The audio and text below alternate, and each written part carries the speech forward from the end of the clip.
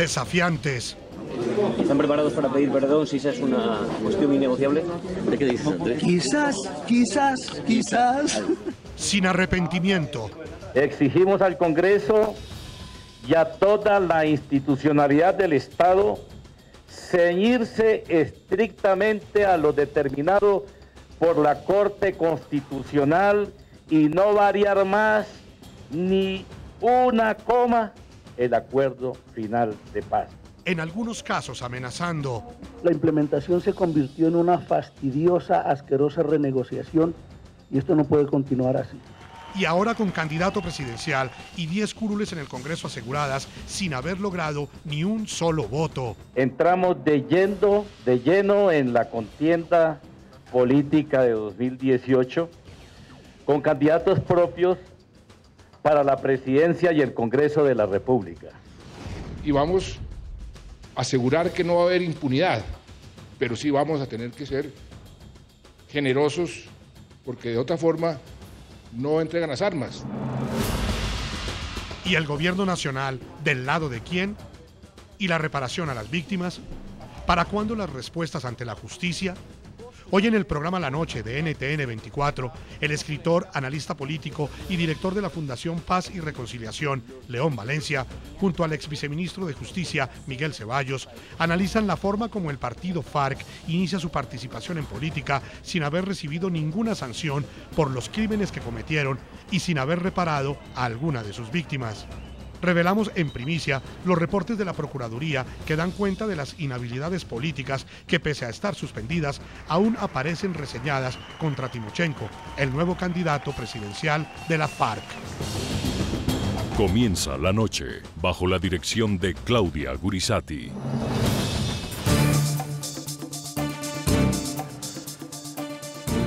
Buenas noches. La noche bajo la dirección de Claudia Gurisati enciende las luces para que usted siempre vea el punto clave de la noticia.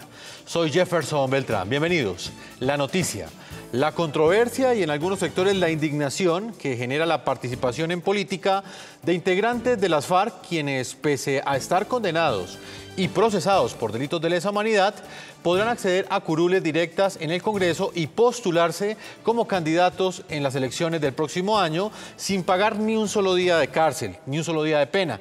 El punto clave de la noticia, las FARC se constituyen como partido político y van a elecciones sin haber tampoco reparado hasta ahora a ninguna de sus víctimas. La polémica en el país también radica en este momento en que en el pasado el gobierno nacional había negado la posibilidad de que los integrantes de FARC pudieran participar en política sin antes haber sido sancionados por sus crímenes ante la justicia transicional.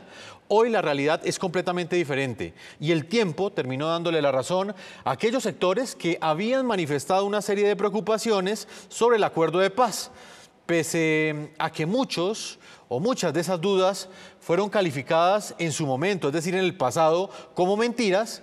Hoy algunos de esos cuestionamientos terminaron convertidos en realidad. Las condiciones bajo las cuales las FARC entrarían a participar en política de llegar a un acuerdo de paz fueron tema de primer orden en el debate político nacional mientras avanzaban las negociaciones de La Habana. Varias fueron las preocupaciones y dudas planteadas en su momento. El presidente Juan Manuel Santos respondía. Cuando usted era ministro y cubríamos, obviamente, los operativos que se hacían, usted nos decía una frase: el crimen no paga. Quien comete un crimen la paga, ya sea en la cárcel o termina muerto. Por eso yo creo que también muchos colombianos se preguntan precisamente si este proceso de paz realmente los criminales van a pagar o gracias a sus acciones van a tener ventajas sobre los ciudadanos que nunca han cometido un crimen. Y le quiero pues como poner el ejemplo que tiene que ver con la participación en política, es otra de las preguntas que me gustaría conocer. Por el hecho de firmar la paz, las FARC van a tener una curul gratis en el Congreso. Gratis no, Entonces, se la tienen que ganar. ¿Tiene que ir a campaña? Tiene que ir a campaña. Sin embargo, la realidad resultó siendo otra. Pese a que el ahora partido FARC entra a campaña electoral, el modelo de paz pactado con el gobierno Santos les garantizó de entrada a los exmiembros de esa guerrilla 5 curules en la Cámara de Representantes y 5 en el Senado. Participarán en las elecciones con una representación mínima asegurada por 2 periodos si no logran el umbral. Y le quiero... En la entrevista con nuestra directora Claudia Gurizati el 15 de julio de 2015, Santos hizo énfasis en la importancia de aplicar justicia a las FARC. Presidente, entonces, ¿qué garantía frente a esa duda podemos tener los colombianos frente a las FARC que no quieren aceptar la justicia? Qué bueno que me haga esa pregunta, Claudia, porque quiero dejar muy claro ante usted y ante todos los colombianos: paz con impunidad no puede haber. La paz se tiene que dar con justicia, y esa justicia implica que las FARC tienen que ser investigadas, juzgadas y condenadas por los delitos que han cometido. Eso es uno de los límites que hemos puesto desde un principio, que hemos puesto muchos límites. Pero tal como quedó consignado en el acuerdo con las FARC, los límites a los que el mandatario hacía referencia claramente no afectaron la participación política de las FARC antes de presentarse a la llamada Justicia Especial de Paz. El acuerdo decía y estaba de acuerdo en que podrían presentarse como candidatos a la presidencia y que si fueran condenados por la justicia transicional tendrían que pagar su condena al mismo tiempo. El salto de las FARC a la política sin responder aún por sus crímenes contradijo incluso las primeras bases jurídicas impulsadas y defendidas por el gobierno. Porque, por ejemplo, el marco jurídico para la paz dejó por fuera la posibilidad de que la guerrilla hiciera política. El voto de cualquiera de ustedes es el mismo voto mío. Desde la campaña oficialista por el sí en el denominado plebiscito para la paz, también se desestimaban grandes temores y advertencias de los promotores del no. Van a elegir a Timochenko presidente. Pues obvio que eso no va a ocurrir. O sea, para eso necesitan 12 millones de votos. Eso es... No tiene cómo ocurrir, es una hipótesis muy improbable y además es una hipótesis muy improbable que Timochenko se lance a la presidencia. Finalmente, la candidatura presidencial de Timochenko resultó real, tan real como las contradicciones evidenciadas en torno al plebiscito del 2 de octubre de 2016, en el que la opción del no se impuso en las urnas. Si el plebiscito no se aprueba, volvemos a la guerra. Así de sencillo, no es que vamos a volver a la mesa de negociación, volvemos a la guerra. Les prometí que ustedes tendrían la última palabra y así será. Invitamos a cada uno de ustedes, a los que a esta hora nos siguen en todo el territorio colombiano y en el resto del continente americano, a que opinen a través de las redes sociales que aparecen en la parte inferior de nuestra pantalla. Pueden utilizar el hashtag numeral #LaNocheFARC y responder la siguiente pregunta: ¿qué opinan ustedes de la participación política de las FARC y de la escogencia o nominación de Timochenko al interior de FARC como su candidato presidencial? Más adelante estaremos leyendo sus opiniones. Voy a saludar en este momento en Bogotá, Colombia, está Miguel Ceballos, ex viceministro de Justicia, actualmente es decano de la Escuela de Política y Relaciones Exteriores de la Universidad Sergio Arboleda. Bienvenido al programa La Noche de NTN 24.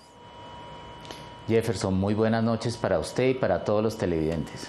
Señor Miguel Ceballos, la primera pregunta que quiero plantearle tiene que ver con lo que mostrábamos en este informe de nuestro periodista Adrián Orozco. Usted fue uno de los líderes de opinión que defendió la opción por el no y que fue la opción que finalmente ganó ese plebiscito hace cerca de un año. En ese momento, muchos cuestionamientos fueron calificados como mentiras. ¿Cuáles de esos cuestionamientos terminaron siendo una realidad en este momento?